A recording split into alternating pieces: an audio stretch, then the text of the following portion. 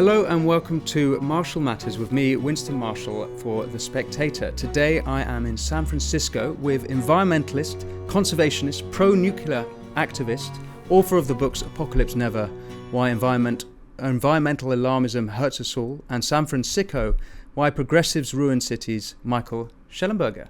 Thanks for having me. Michael, it's a great pleasure to have the opportunity to speak to you. Thank you for taking the time. Yeah. So you're a lifelong Democrat here in the US, even running as Democrat candidate in the 2018 California gubernatorial elections, before leaving the party and running again this year, 2022, as an independent. Yes. How was that? It was a blast. Yeah? I had a great time. Yeah, it was, it was very short, it was 3 months. But it wasn't, the thing that you fear is that you have to spend all your time raising money, and didn't have to do that.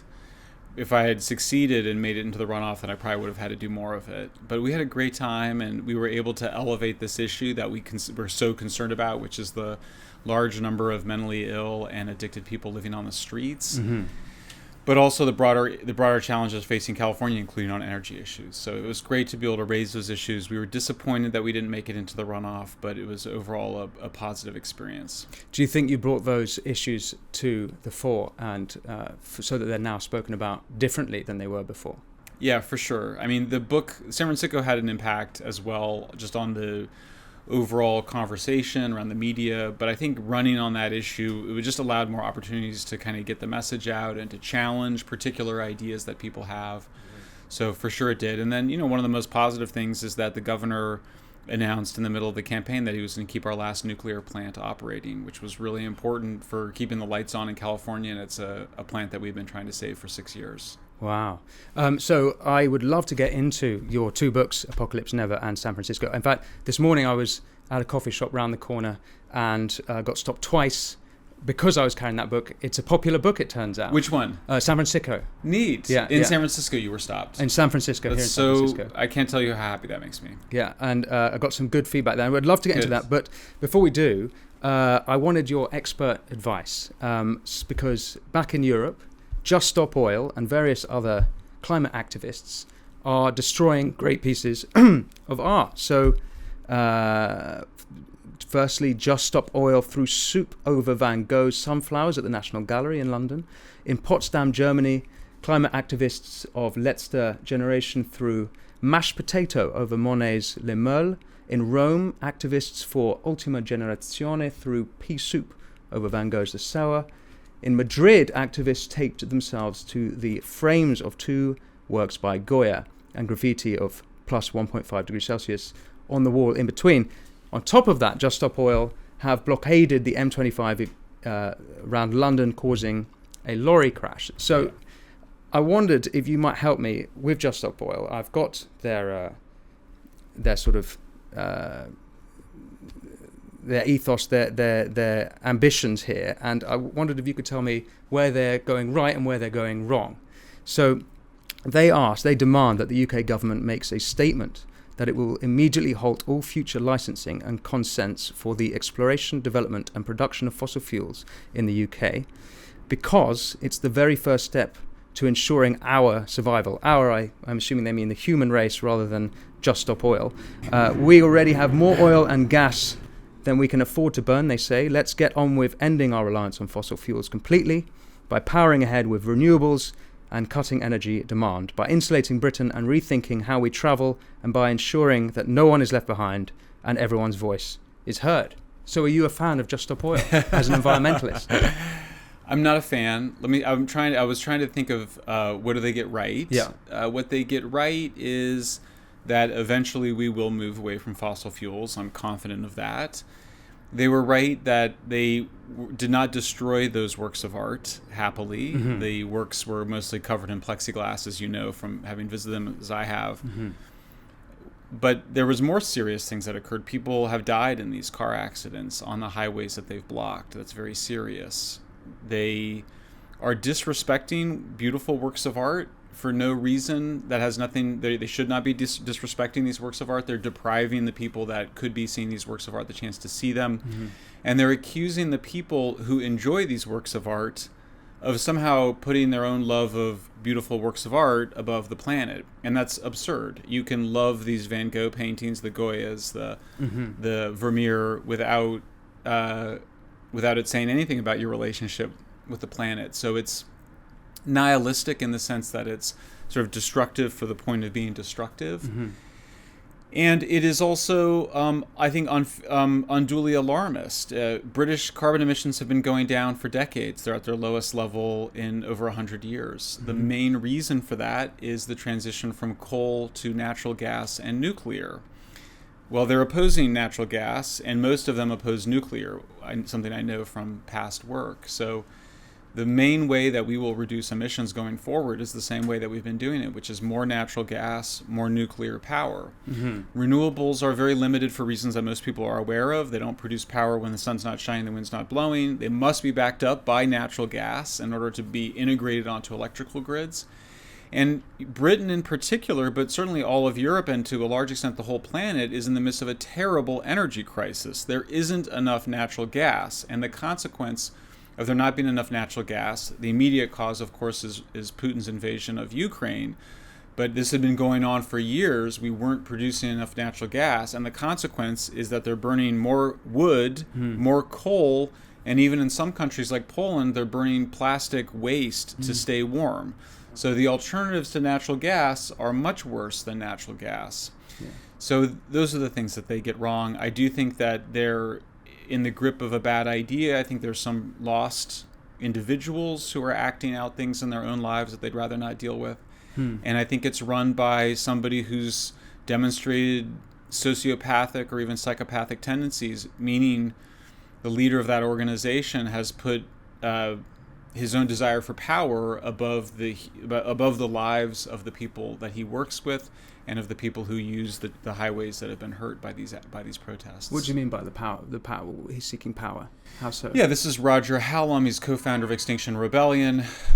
He's power hungry. I think he's power mad.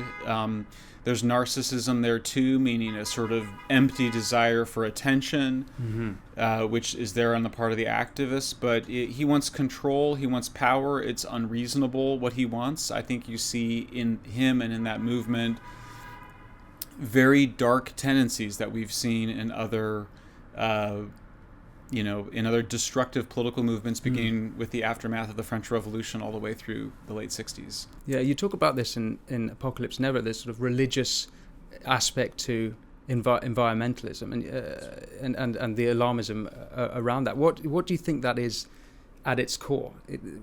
If you went deeper into that, what is it? A frustration at the world? How is it that environmentalism has become a religion, do you think?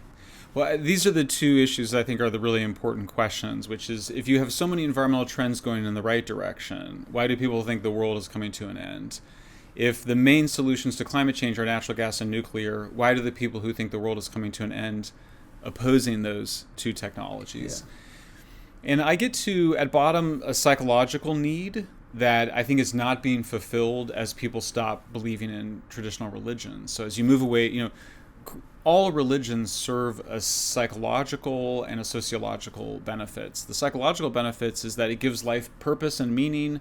If you follow these rules, you'll get into heaven, or you'll be reincarnated at some higher level. There's some sort of sense in which my behavior matters for reasons beyond my own life. I have a transcendent moral purpose.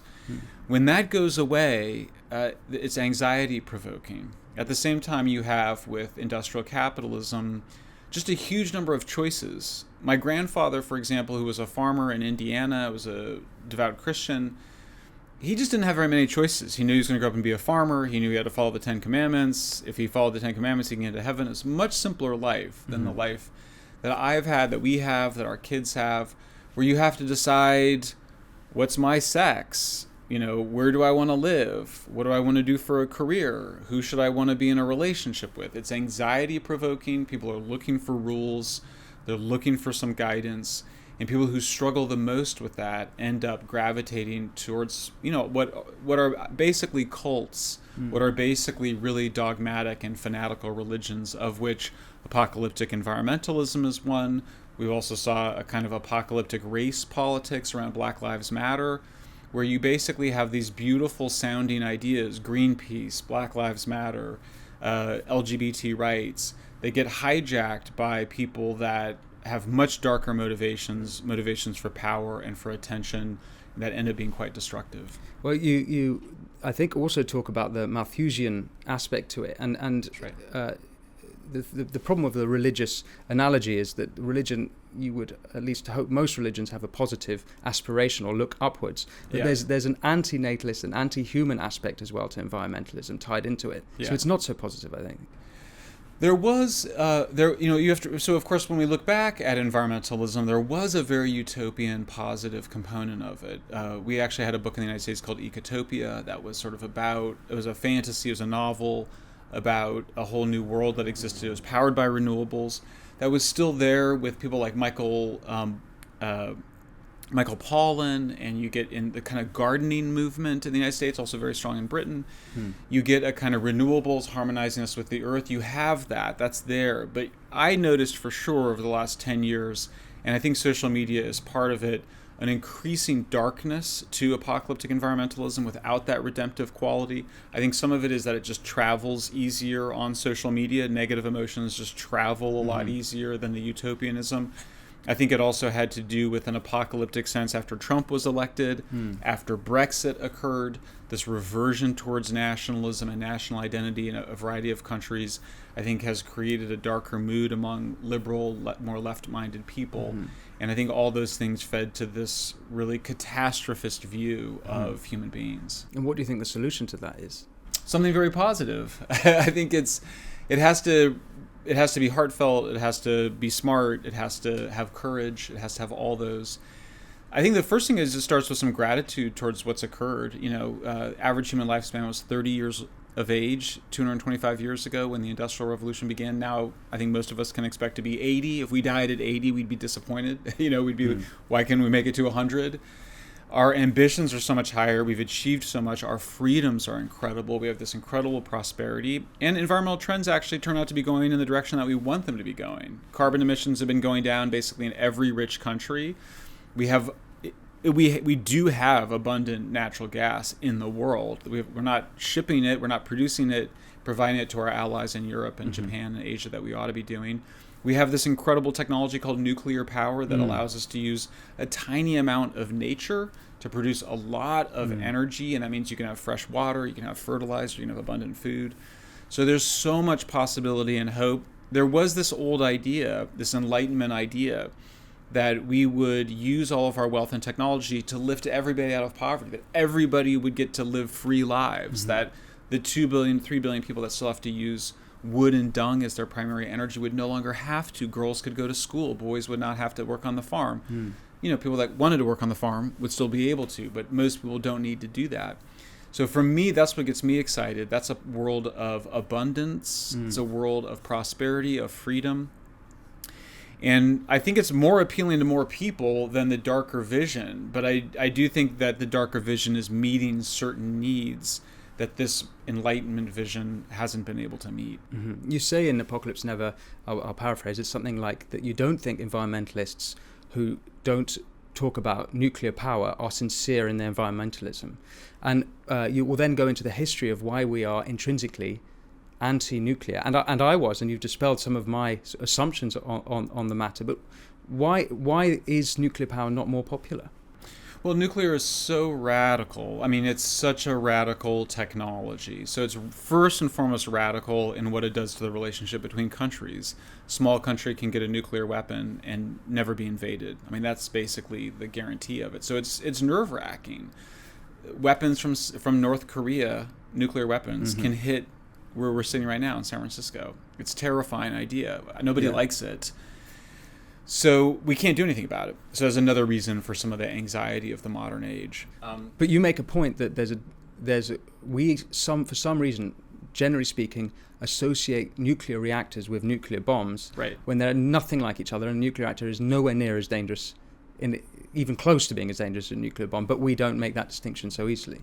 That's right. I mean, even the weapons that we use are basically, we use the manufacturing fertilizer is very similar to manufacturing ammunition for weapons, and yet we don't worry about the fertilizer causing wars. But I do think that the association is powerful. It has an independent effect on how we think about nuclear power. But the main attack on nuclear was precisely by the people that we were just talking about, which is that these are folks who don't want a world of abundance. They want to keep other people down in a really important sense.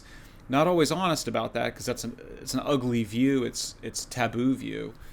But that is what's motivating that, and you can trace it, as I've done in the book, over many decades, this idea that we don't want all these people lifted out of poverty. We don't want abundant energy. And so the criticism in that sense of nuclear is the same one of abundant natural gas. It's a fear of a human planet. It's a fear of human mastery. It's a desire for control by some pretty small people who sort of see other people's success coming at a loss to them. It's not everybody that has that view. I don't even think it's most people. But they were then able to trick people's brains into associating the power plants with the weapons. They then exaggerated the accidents that have occurred, Fukushima, Chernobyl, 3 Mile Island. The accidents actually show how safe nuclear is, but people imagine that it are symbols of how dangerous it was. The nuclear waste, which is like the main reason nuclear power plants produce zero pollution energy, zero air and water pollution. The nuclear waste is the reason for that, because all the waste, instead of being in the environment, is contained. That's turned into a scary sounding thing. And so there was definitely a manipulation going on. It was coming from a bad place, and it preyed on particularly those associations that people have with weapons. Well, you just mentioned Chernobyl there, and this was the part in my book where I put about half a dozen exclamation marks, because I'd always assumed, and actually there's one particular fact, is that women in Western Europe were there was about 100 to 200,000 abortions, you say, because women were made to believe that the radiation from the explosion would affect their bodies, and so there is a myth about Chernobyl that I've just assumed. What's the truth about Chernobyl? Well, let's start with the accident itself. I often point out that it would be, I mean, it sounds crazy, but there's with all these accidents, there's reasons for gratitude. One of them is that this was an accident where the melted uranium fuel was literally outside the plant. Okay, so it's becoming aerosolized, so it's going into the environment from the. I mean, it's horrible. It's the worst thing you could imagine. The winds are picking it up, and so it's traveling all over the world. Radiation is this one of the benefits of radiation is that it's so easy to measure and track. We can track the amount of radiation in this room right now. We can track radiation in the body. In fact, that's how we know much of how the body works, is by attaching tracer isotopes to different bodily pathways.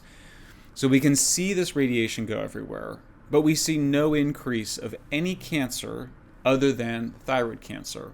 And thyroid cancers, nobody wants cancer, but if you had to get a cancer, thyroid cancer is not a bad one, because it's so easy to treat with a synthetic thyroid substitute called thyroxine. So when you look at the reports, and it was what basically made me pro-nuclear, was reading the reports and interviewing the best scientists. Somewhere like 200 people total will die from Chernobyl over an 80-year period. So that number includes the 50 or so firefighters that put out the fire. And then another 150 people over time. It's such a shockingly low number when you consider hundreds of firefighters die during 9/11 attacks on the buildings. Firefighters die. I'm not saying it's a good thing, but putting that firefighters in context. And then we know that it had a very small environmental impact, much smaller than people realize. So yeah, when you realize that, it's really like these women, these poor women that got abortions. It's more like, it's not to say that the exposure doesn't cause any harm, but it's a relative exposure. It's like being around people that smoke cigarettes. It's, it's not great. You wouldn't want to live in a home with a lot of cigarette smoke if you're pregnant, but a low level of that exposure once or twice or over a small period of time is no reason for people to expect it to have significant damage. And in comparison with the damage caused by fossil fuel energy plants, you argue in the book that there's no comparison, actually. World Health Organization says somewhere around 6 million lives are shortened. Again, I use careful language here as opposed to saying killed, because it means, lives could be shortened by radiation too. But the difference with the radiation from a nuclear accident is that there's so little of it and it's so rare, whereas the fossil fuel and biomass and wood dung burning in the home, there's so much of that. That's how you get to a number like 6 million premature deaths. Okay. So if we've talked about natural gas it's mentioned a couple of times. Now, I would like to ask you, because the UK are trying to buy, Rishi Sunak, our Prime Minister, is trying to buy 10 billion cubic meters of LNG from you Americans. Yeah. And everybody is. Everybody, He's not right. the only one, yeah. And we also, our former Prime Minister, Liz Truss, lifted the ban on fracking we had, but Rishi has just reimposed it. And I wondered if you could make the environmentalist argument for fracking. Sure. Yeah, I mean, my basic view with all these fuels is that there's a progression from solid fuels to liquid fuels to gas fuels. That's a good progression. You want to go from using things that use a lot of natural resource to very little. So it's really wood and dung are the worst.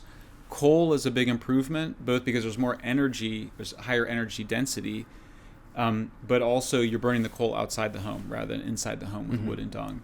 And then from coal to natural gas, right away, carbon emissions are cut in half. But almost everything else goes down by much more than that. I mean, if you think about like something like a heavy metal, which exists like mercury in coal, that goes to almost zero when it's natural gas. So it's just much cleaner. That's why we can burn it in our kitchens. You couldn't burn wood or coal in your kitchen; it gets too smoky. So then you get to uranium, produces no air pollution, no smoke, and then eventually I think, and a lot of other people think, we'll get to hydrogen gas as a carrier fuel. So that's the right direction. Gas definitely has impacts. You're drilling underground. With fracking, what you're doing is you're directional drilling, so you're going into these big rock formations called shale, and then you're cracking it, or we call it, using water to fracture it or frack it, and then you pull the gas or oil out of it. Significantly better process than coal mining, for example. Not as good as uranium mining. Uranium mining, you just need a much smaller amount of uranium because it's so much more energy dense. So that's the way I think of it. I've fought to keep nuclear plants open so we don't have to use natural gas. But I will strongly believe in natural gas as better than coal. So sometimes people say, are you for natural gas? And I'm for it when it's replacing coal, wood, and dung. I'm against it if it's replacing nuclear. Well, you talk about the difference between coal, but just for listeners who might not be familiar, why is coal worse than fracking in terms of the damage it does to the environment? Yeah, I mean, we basically got to a place with coal. You don't have to. You can do underground mining, but we basically got to a place, and also in Germany, where you're just ripping whole tops of landscapes apart, and you're just grinding up. You know, they've had to, I think they took down a church in Germany. They've gone under forests. You're taking, we call it mountaintop removal in the United States. So, and it just like it sounds, you're just moving a lot more earth, a lot more nature. You're hammering rivers, get clogged up with the sediment. There's all sorts of coal ash that has to get stored outside. So the difference is with oil and gas, you're pulling the oil and gas out of the earth, and you are having some above ground impact, but nothing close to coal. And then of course wood is worse because you're actually having to log entire forests. So every step of that way, you're going from wood to coal to petroleum to oil, is environmental progress. So this is one of the things you write about very eloquently in your book, but there's some other rather controversial, or certainly some things that blew my little mind in your book, including that you were pro fast fashion. Yes. Which I'm again, when I can afford it. I actually can't afford fast fashion. Yeah. What do you mean by that? When I buy fashion, it's fast fashion. I just don't buy a lot of clothes, but yeah. But you make the case that actually it's a good thing. Fast fashion is a good thing for humanity. Yeah, that's right. So people will say, what environmental problems do you worry the most about? I believe climate change is real. I do think we should do something about it. I do worry about it. But for me, the two biggest environmental problems by far are forest destruction and overfishing. We eat too many fish. They have different solutions. But on the forest, the biggest pressure on forests is from small farmers who need land to farm, pushing up against the forest frontier. And we see that particularly in sub-Saharan Africa. In the book, I spent a lot of time in the Congo and other parts of that region, talking about the conflict between small farmers and elephants and gorillas and other animal species that are endangered. Brazil is a slightly different dynamic. In the Amazon, it's more big soy farmers putting pressure on forests, but you also have some of the small farmers too. What are your problems with the forest? Because another one of the controversial to me arguments you make is that the Amazon rainforest is not the lungs of the world, as we're so often told, because actually the amount of oxygen it produces is kind of self-contained and not a net contributor to the environment. So what do you mean when you say that you're worried about the deforestation? Yeah, so let's unpack Amazon for a minute. Okay. My argument on the Amazon is that the best farmland, and also the farmland that takes the pressure off the rainforest, is actually savanna, which is above and basically below the rainforest. And so you'd rather use those savanna areas than the rainforest. There's less biodiversity, they're better for farming. And also I'm arguing for concentrating agriculture rather than fragmenting the forest, which is bad for animal species. So I love forests just in the same way I love those Vermeers and Van Goghs. They're beautiful. They're home to endangered species. I think they are an international treasure. But Brazilians also need to grow a lot of food to feed themselves and to grow economically, and that's why they need soy. So yeah, I think there's alarmism that's really quite colonialist and prejudiced and unaware that the United States and Europe, for example, that we logged our forests, and now we're trying to get the Brazilians to stop unfairly. But then there is an argument that also, well, we do want to protect those forests, but let's then focus farming somewhere else. In Africa, in order to produce more food on less land, and this is true everywhere, but certainly in Africa, what you need is to have jobs in the city. And the jobs in the city, the obvious place for jobs in sub-Saharan Africa would be making t-shirts, making tennis shoes. That's where poor countries start. So Ethiopia, when it starts manufacturing, it started fast fashion. It started those little factories in the city. Those would then allow farmers to buy fertilizer and tractors, produce more food on less land to be able to provide more food for people that are no longer working on the farm. But it also means you needed less land, and it took the pressure off of the forests. So it's quite a steeplechase, but basically that's the argument for factories and industrialization, is that it reduces the pressure on rainforests. Does the waste caused by fast fashion not concern you? Not much, in the sense that if you consider it's cotton and wool are two of the biggest, or synthetics. I mean, synthetics are made from petroleum byproducts. Cotton is grown, it's not great cotton. It requires a lot of water. Now, we know how to produce water as well. Certainly, you can use nuclear plants, you can desalinate, you can have hydroelectric dams. In general, the biggest use of the land by humans is to make meat. And so when you're asking about sheer environmental impact on landscapes, for me, it's reducing the amount of land that you're using for meat, and we know how to do that. That's having more heads of cattle or heads of pig and chicken on less land. And then in terms of growing crops like cotton, it's just technological innovation, better seeds, better fertilizer, better irrigation. Mm-hmm. So now for another thing that blew my mind was the case against renewable energy that you make, against solar panels and against wind, and I think I was pretty much persuaded by it, but would you mind telling listeners the environmentalist case against wind turbines and solar panels? Yeah, and I should say it's not a spiritual case, in the sense that we have solar panels in my backyard. They're a great niche technology, and that's I think what solar panels have always been meant to be, is as a niche technology. The problem is when you start to trying to get a lot of electricity from them. So solar requires somewhere between 300 and 600 times more land to generate the same amount of electricity from natural gas or a nuclear plant. That's because sunlight is energy dilute.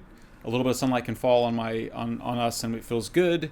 A little bit of, you stand next to a nuclear reactor and you'll die. That's just an energy density issue. So paradoxically, or maybe not paradoxically, you want heavy energy density in your power plants, protected by machinery and by good care, because that means that you don't have to use as much natural environment. That's why I sort of joke the same thing that makes nuclear bombs so dangerous is what makes it so good for the environment, which is that it's just high energy density. So the picture here is basically a picture of wanting to move from matter-intensive fuels, wood and dung and coal, to energy-dense fuels like uranium.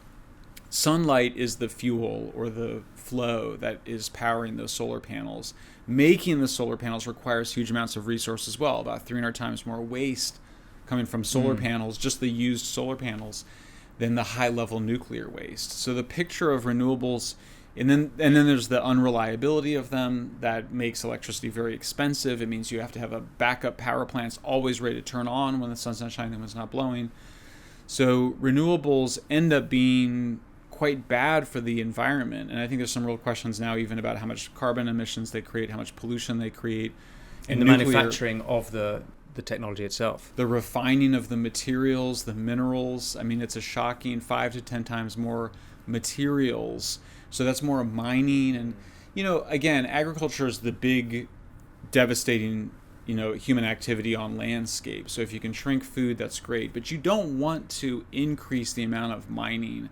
Anything, if you're looking at it, basically the long-term trend is towards doing more with less. That's why we haven't had bigger environmental impacts despite having all these people. So anytime you're having to do less with more, you're having to use more resource for less energy, you're going in the wrong direction. I think you even make the case that more people have died from wind just in the maintenance of wind turbines than from, let's say, nuclear.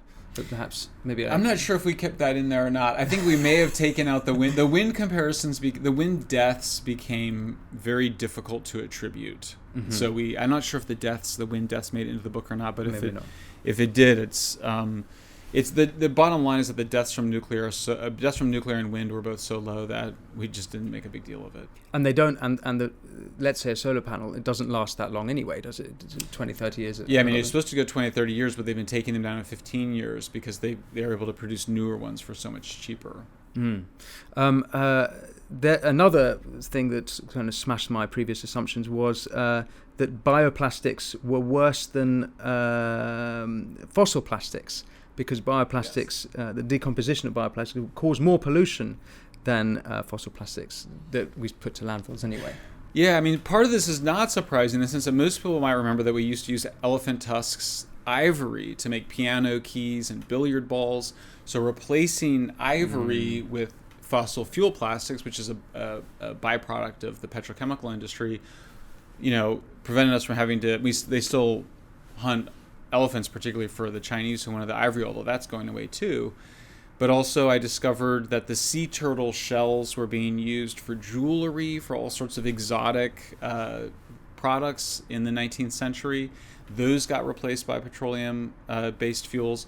But then even, corn-based, sugar-based biofuels. The worst is, bioplastics. Bioplastics and biofuels have the same problems, which is that they require using a lot of land. Most people now know that palm oil was destroying rainforests in Southeast Asia and hurting the habitat of orangutans. But it's a similar dynamic with all bioplastics, is that you have to grow crops, and those crops end up using more land, creating more pollution, and also having a worse impact when they broke down. The picture that people had is that if you use bioplastics, then they'll break down faster, they'll compost faster, and that turned out not to be true. Because in order to make these products, if you think of your forks or your bioplastic cups or whatever, they have to make them in such a way that they don't just decompose so easily. So turns out, we have a really good solution, which is that we have, in the United States, we use landfills, and in Europe, they mostly incinerate. There were problems with incineration decades ago, but they burn really hot now, and so they break up the dioxin molecules. Those are great solutions for our waste. We should, every time we try to recycle plastics, that's when you end up getting plastic waste in the rivers and in the oceans. Yeah, you've written about this a bit, and I'm not sure I fully understand, but I was discouraged by the amount of effort I put into recycling over the last 10 years, dividing all my recycling and reading your work. I've got the impression very little of that actually ends up being recycled, and it was a lot of work in vain. Am I wrong? No, and at this point, I don't agree with Greenpeace on much, but on this issue, it appears Greenpeace is arriving where we've arrived, which is that plastics are definitely not being recycled. Like at least 90% or more are not being recycled, and the reason is that it's just not cost effective. The materials that you get out of recycling it cost more than getting the raw materials, because the raw materials are this fossil fuel byproduct from oil and gas production.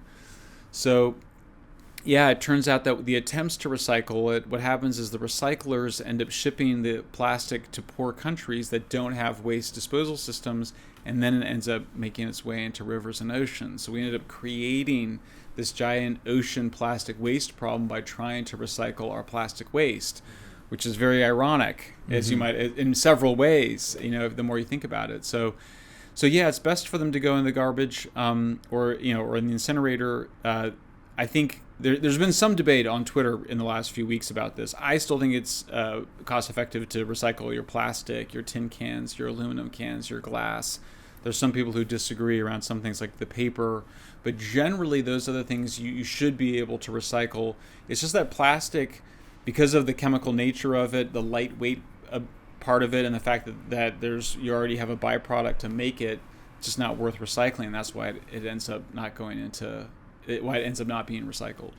Okay, I don't fully understand what happens then with the incineration and the landfill stuff. Why is that okay? Because are they self-contained? Is there not leakage or Nope, the new landfills are sealed really well. They put these good sealants on them. We also pull the gases off, and we burn the gases as methane to provide a little bit of electricity. It's certainly better than it going up into the air, because methane is a potent greenhouse gas if it's not, broken apart through combustion, which is what those special basically waste to energy projects do.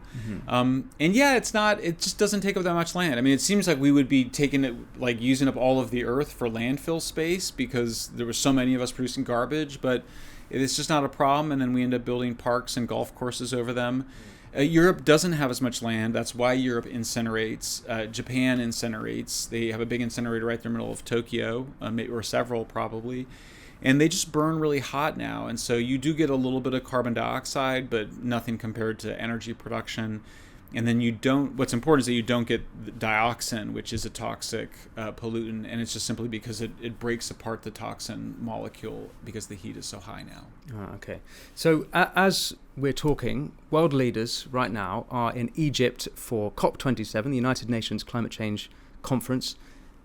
Does that fill you with hope that the world leaders are meeting? No, in fact, there was a few. I've been working on climate change for almost a quarter century. That's how long I've been working on it, since my mid-20s. I'm 51 now, so there was a period there where I just wouldn't even talk about it. Like people would ask, reporters would be like, "Would you comment on the talks?" And I'd be like, "No," because there's no point. They'd have no impact. These are. A New York Times reporter asked recently, he's like, why don't they just do them by Zoom? They take, it's 30,000 people. It's all this energy. Of course, every time they have them, there's all these stories about all the private jets that fly and arrive there and the hypocrisy of it. But I kind of was joking, why don't we do the Hajj over Zoom? Why don't you have a pilgrimage, over Zoom? And the reason it's a pilgrimage, it's a religious event. It shouldn't be understood as an event that will decide how nations, how they use energy or how they use food. That's the conceit of the people who attend those meetings. But these are people often who are activists, they're politicians, these are people that don't really understand how electrical grids work or energy systems work. They go there and and the journalists are there, they also don't understand this, the activists are there. They have very little to do with real world decision making. So that's why I kind of go, it's just a festival of narcissism. There's no point in even talking about it. It's more interesting at the cultural level. It's more interesting that it seems like it's also enacting a fantasy of rich countries controlling poor countries. So you'll see this, the way it works is that they'll be like, we'll pay you because we feel guilty for having caused climate change that we rich countries caused you didn't, so we'll pay you, and you in exchange will agree not to use fossil fuels. Well, a country that decides not to use fossil fuels, 90% of them means they're deciding they're not going to grow economically. This ties back to the earlier in the conversation that they're going to get left behind. Yeah, I mean, some of them can use hydroelectric dams. Many poor countries start with hydroelectric dams, but they all need petroleum to move trucks around and transport farm products to the cities. And so the idea that you would get poor countries not to use fossil fuels is imperialistic. It's the reverse of the earlier imperialism. The earlier imperialism would build the highways so you can pull the materials out of the country. That kind of imperialism China is still pursuing. Russia is still pursuing. But now Europe and much of the rest of North America, Asia is slightly different, has said, no, we want to pay you not to develop, and so you're going to stick with renewables. And so you saw things like Germany last year gave South Africa $800 million to agree not to burn coal. Well, in the time since that event, that was the Scotland climate talks last year, same time as this year, Since then, Germany's imports of coal from South Africa increased eightfold. So it's not just hypocrisy, it's imperialist and it's Malthusian in that it's saying, you go ahead and skip economic development for our sins against nature. Wow. Is there any sense that anyone at COP27 or is any of the leaders getting the conversation right? Is there anyone that you do think understands the problems as you understand them? Well, many of them understand it, and they just end up kind of going through. They end up reading from the script. Even politicians that know that they have to go back to Germany or France and find ways to go produce more oil and gas. I mean, what you've been seeing over the last several months, even before Russia invaded Ukraine in late February, is world leaders going to Canada, going to the United States, going to Qatar, going to Australia, and begging for more natural gas. Yeah. That's the main event. So then you kind of go, oh, well, forget all that. Now we're going to go to this climate conference and talk about how we're not going to use fossil fuels. Is that because they're answerable to democratic countries, i.e. the people who are en masse misguided, or is there an elite cabal of people with nefarious aims, as you suggested that already a little bit, there's some with nefarious aims wanting to keep some countries down. Why has it come to this point? Yeah, I mean, the answer is yes, of course, on both. There's a domestic constituency, a third, let's say, of the electorates in every developed economy that feel that you should prioritize climate change over cheap energy, over economic growth. We see that in the polls here, we see it in Europe, and so that's a disproportionate part of center-left parties across the Western world. So of course Macron and Rishi Sunak is just a much more left-leaning electorate in Britain. But Biden and German leaders, I mean, they all go and they all say that at the conference, but then they go back home and they also have to rush around the world to get enough fossil fuels. So it's just a biconceptual, like it's just doing two things at once for them. Is there an elite cabal? Well, of course, it meets at Davos every year. It's called the World Economic Forum. Whenever you talk about it, people say, "Oh, it sounds like you're talking about a conspiracy theory." My response is always, "I wish it were a conspiracy because that would make it quiet. Instead, it's very loud." The global elites are very loud about what they want. They talk about it all the time. The Great Reset was not something hidden. It was a very well-publicized proposal. Books about it. Yeah, they wrote books about it. So, and it is what it is. They just have been saying the same thing for 50 years. I mean, the Great Reset gives it some more frisson, it gives it some more excitement. But it's Malthus, it's Malthusianism. It's this idea that we should all rely on renewables, spoken by people that just arrived a few hours ago from Aspen on my private jet, So yeah, it is what it looks like. Does that not then fill you a little bit with despair if these are the people in charge and they're so misguided on the topic as you understand it? How can we disrupt that if they're so wrong? Definitely there's times where my work feels futile. I guess that's what you mean by despair.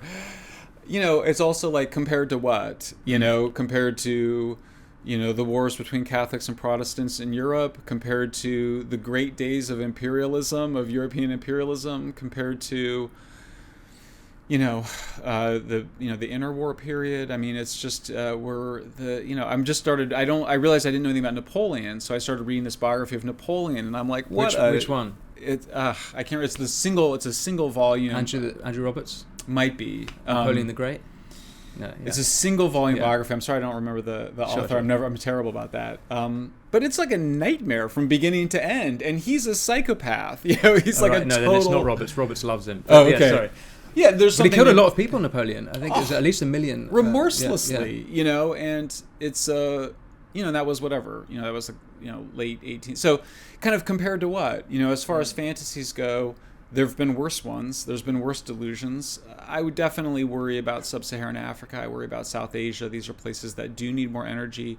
Pakistan just announced that it's going to have, gas, mandatory gas, shortages and rationing this winter because the Europeans have bid the price of natural gas up so much the Pakistanis can't compete with them. So I worry about that. It's not great. I guess the worry would more be that if we really are in a climate crisis, which maybe you'd argue against, then and the people in charge of dealing with it are so off the mark, then we're not going to get anywhere closer to resolving that. issue. Well, yeah, I mean, it's true. I will say this energy crisis has been very good in terms of the decisions it's inspired some of the leaders to make. There's a setback with Sunak. I do think that Britain needs to produce more of its own gas, so it's not so dependent on the rest of the world, including on us.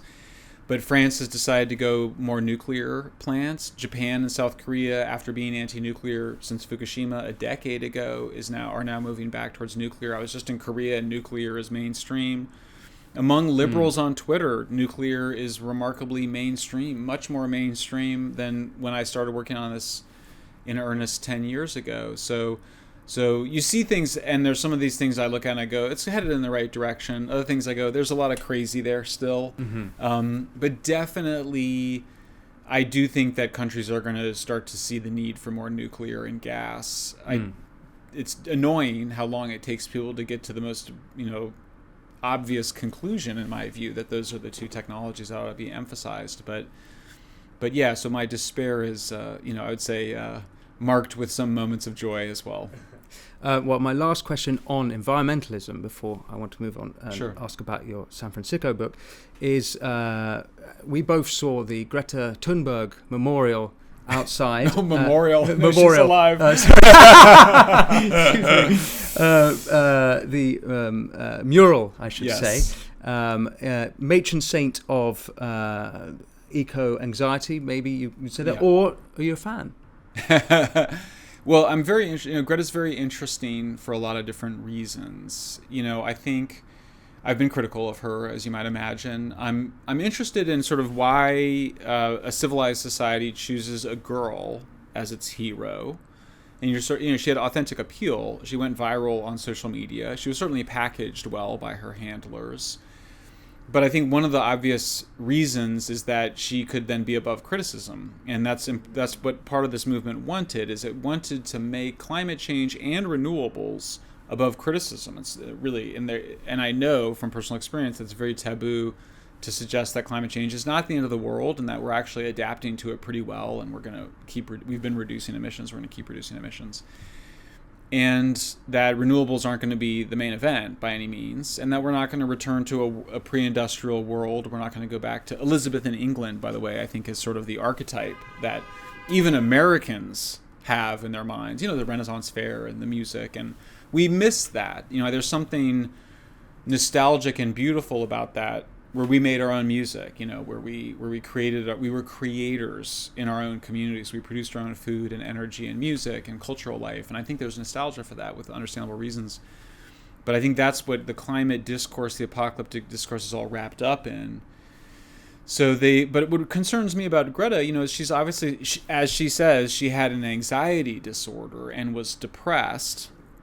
She also suffered, I believe she said, from OCD. You can see some of that. I see in some of the OCD, I see it a lot around the concern around plastic waste. It's almost obsessive in the kind of, the sorting. OCD is often manifested by purifying and separating things, certainly being clean, but also, segregating and separating and recycling had a lot to do with that. But the people around her knew she had an anxiety disorder. When she got up in front of the United Nations, she was, throwing a temper tantrum, and saying things that you don't have to be Sigmund Freud to kind of be like, that doesn't sound, saying things like, how dare you, and you've stolen my childhood. Well, who's she talking to there? Is she really talking to United Nations delegates? Is she talking to her parents? We're seeing a kind of psychodrama unfold publicly. And anybody who said, well, I don't think that's appropriate for frankly, an upper middle class Swedish girl to be acting like the world owes her something. That's entitlement. That's grandiosity. That's a kind of narcissism. Anybody who would say that then was, oh, well, you're picking on a girl or something. So it became very, very much part of the woke phenomenon too. Which was this idea that, when I first started working on climate change, you were worried about victims in poor countries mostly. You were, people in Africa are going to have a harder time adapting. That was the concern. Well, now, and this segues to the latest protests, it's, I don't have a future. You're destroying my life. This is about me. And I can't help but read that as, a sign of a culture of narcissism and the rising narcissism that everyone has been talking about as it relates to social media. Well, and on a recent Substack piece, you were even more damning than that, which was that you think that she's more driven by a hatred of capitalism than a love for the environment. Well, and she said so. I mean, so this came out. She's got a book coming out in the spring. She gave a speech in Britain, and she got up and said, this is not, just about climate change. This is about capitalism. She was actually making a great reset argument. She was saying we should not go back to normal, after COVID. So we don't want to go back to normal life. We want to go back. We want to tear down capitalism, and that's because capitalism, is slavery, the destruction of indigenous people. And, and I pointed out I wrote 2 pieces on it. The first piece I point out, what we call industrial capitalism certainly has had some brutal parts of it, but it also, liberated humans from drudgery and, like I mentioned, life expectancy from 30 to 70 years, and women and girls are not the property of their fathers and husbands. These are all things that you might want to take into consideration when you're condemning capitalism. The other thing you might want to consider is that we haven't had a great track record with other forms of economic organization. The two big competitors being feudalism and capitalism, which have a lot more in common than people imagine. They're both involved in trying to control economic life. We came to this agreement out of Europe, out of the Protestant Catholic Wars. It was Hobbes and these other thinkers in that period of 16th, 15th, 16th, 17th centuries saying, humans are very aggressive and greedy, so why don't we let them do that in this realm of the economy? We'll call it, that'll be what Marx eventually called capitalism. We're going to let them have that in the economy, and then we're going to allow this other space, the public space, the government, to protect people and provide people with their needs. But we're going to actually allow these two very different kinds of human activities to exist side by side. Hasn't been perfect, but as far as I can tell, it's had much better outcomes than the alternative. So can I ask you about San Francisco? Yeah. I found it to be a very empathetic book, and amongst other things, dealing with homelessness here in San Francisco. Yeah. And one of the misdiagnoses, probably, and again, assumption that I partly made myself, is that people who are homeless, it's often because they're hard luck, have had a tough time in their lives, but actually the real problem is a crisis of mental health and a crisis of addiction, and that those two are the real root causes of the problem which here you walk 3 yards and you're faced with it. It's really shocking here more than anywhere, and Los Angeles as well is similar. And you argue that progressive policy, as opposed to conservative policy, is making things work. Is that demonstrably true, that progressive policy here in America, let's say, is hurting the homeless more than it's helping? Sure. And I should say, too, the people we call homeless, they are down on their luck, but it's not a simple that they're unemployed. And so I point out that, people that often lose their job or they can't afford the rent in San Francisco, they do what millions of people in California have done, which is that they move. They move out of state. They go to Texas. That's what's been happening here. California's become a wealthier state because we haven't built enough housing to retain the working class and the middle class. So those folks move when they can't afford it. They don't go live on the most dangerous sidewalks in the world. These are folks who are there overwhelmingly because of addiction. They need all their they use all their resources to support their drug habits. Many of them suffer serious mental illness, but even those folks tend to have a serious problem with substance use disorder. So it's a psychiatric disorder that leads people to make really bad decisions, like living on the streets. The men engage in theft to maintain their habits. The women engage in sex work. Some of the men engage in sex work. It's a terrible life. And so we now know from both cohort studies that follow the sheltered homeless and the unsheltered over time, and we also know by comparing Los Angeles to New York, because Los Angeles has so many more unsheltered homeless, people that live outside, that living outside as an unsheltered homeless leads you 3 times more likely to die than if you're indoors. And it's everything from car accidents, homicides, drug overdoses. You're safer indoors. So then what's the difference between sheltered and unsheltered? Sheltered unsheltered, you're just outdoors. Yeah, the people you see on the street. Sheltered is at a tent, or no? Is that Sheltered is indoors at a proper shelter. So unsheltered would be a tent, and you're 3 times more likely to die. Wow. That's right. Yeah, and so you have to bring people inside. The conditions can be bad inside. We should make shelter, clean, safe. It should be a proper shelter. We have a moral obligation for that. We have a legal obligation for that. But it's better than being outside. I mean, outside is just dangerous. So that's kind of the argument. Then you have to ask yourself, well, why are we leaving people outside? What is going on? What is the justification for letting people stay outside? And that was part of why I wanted to write San Francisco. I mean, part of it was to kind of lay out, look, this is not just people that can't afford the rent and everything's fine other than just being short a few bucks. That was the first part, to point out that's not true. And then the other was sort of why, given, and I look at places like, I'm obsessed with the Netherlands and a lot of different reasons, but when I'm a practical person, so when I kind of go, what works, it's not actually that I think Netherlands is conservative. I wouldn't even call their approach to homelessness, to addiction, mental illness, homelessness as conservative. I don't think they consider themselves conservative. I think if anything, they would call themselves liberal and compassionate. But they've just done a set of things, and so part of me asks, why don't we just do the same things the Dutch have done to take care of their people? What's getting in the way of it? And what have the Dutch done? The Dutch, have said everybody needs to come inside. I did shadow a social worker where he let someone stay outside for the night rather than making him come inside. But then the next night, he said, you had to come inside. And I think if I hadn't been there, he might have made him go inside that night. And I say to him, well, do you have a shelter bed for him? Of course. Well, what if he needs a bed in a psychiatric hospital or in the psych ward of a hospital? Do you have that for him? Yes. What about drug rehabilitation? What if he needs drug rehabilitation? We have that. So the first thing is they have these facilities. And then the second is that the Americans don't. Which we don't. Which we don't. We have some, but we don't have enough. And then the other part of it is then they have the legal power to get people inside. It's similar to what I think we ought to do, which is that I don't think you should be made to go into the shelter, but you can't sleep outside. So you can try to stay with a friend or family. You can go out of state. You can whatever. You don't have. But you can't be on the sidewalk. It's not safe for you. It's not safe for anybody else. So that is also, those are the two big changes. It's basically you need the beds, whether it's in a shelter, rehab, or hospital, and you also need the legal authority to require people to get off the street. And it's that combination of social help, but also the legal. And you emphasize punishment a little bit more in the book, as I understood it. There needs to be incentive or stricter policing, I suppose.